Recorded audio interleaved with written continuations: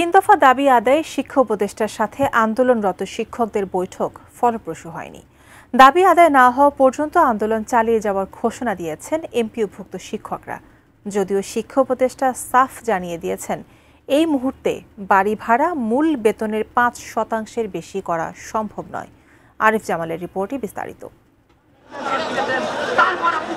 মূল বেতনের 20% বাড়ি ভাড়া, 1500 টাকা চিকিৎসা ভাতা এবং কর্মচারীদের উৎসব ভাতা 75% করার দাবিতে রাজধানীর কেন্দ্রীয় শহীদ মিনারে অবস্থান করে আন্দোলন চালিয়ে যাচ্ছেন এমপিওভুক্ত শিক্ষকরা। দাবি আদায়ে বুধবার 3 ঘন্টা শাহবাগ অবরোধ করেও রাখেন তারা। গত রোববার থেকে শুরু হওয়া আন্দোলনের পঞ্চম দিন বৃহস্পতিবার প্রধান উপদেষ্টার বাসভবন যমুনা ঘেরাওয়ের কর্মসূচি থাকলেও সেটি না করে দুপুরে সচিবালয়ে শিক্ষা উপদেষ্টা অধ্যাপক ডক্টর সিআর আবরারের সাথে বৈঠক করতে যান আন্দোলনকারী শিক্ষকদের প্রতিনিধিরা।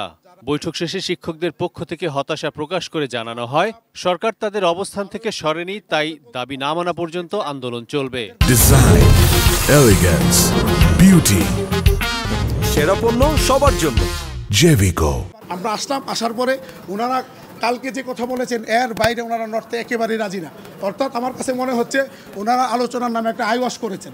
আমরা শহীদ মিনারে থাকবো শান্তিপূর্ণভাবে, আমরা আমাদের ন্যায্য অধিকার চাই এবং শান্তিপূর্ণভাবে। পরে শিক্ষা উপদেষ্টা বলেন, শিক্ষকদের দাবি যৌক্তিক হলেও সরকারের আর্থিক অবস্থার কারণে এই মুহূর্তে সেটা মানা সম্ভব নয়। আগামী বাজেটে বাড়ি ভাড়া 5% থেকে আরও বাড়ানোর জন্য অর্থ মন্ত্রণালয়কে সুপারিশ করার আশ্বাস দেন তিনি।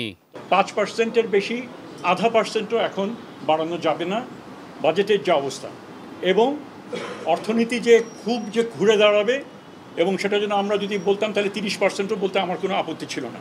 কিন্তু আমরা এমন কোনো কিছু কমিট করে যেতে চাই না যেটা পরবর্তী সরকারের জন্য একটা বড় রকমের ঝামেলা হবে। 5% বাড়ি ভাড়া সরকারি সিদ্ধান্ত মেনে নিলে 1 নভেম্বর থেকেই সেটি কার্যকর হবে বলে জানিয়েছেন শিক্ষা উপদেষ্টা। তবে আন্দোলন প্রত্যাহার করে ক্লাসে ফিরে না যাওয়া পর্যন্ত সেই প্রজ্ঞাপন হবে না জানিয়েছেন তিনি।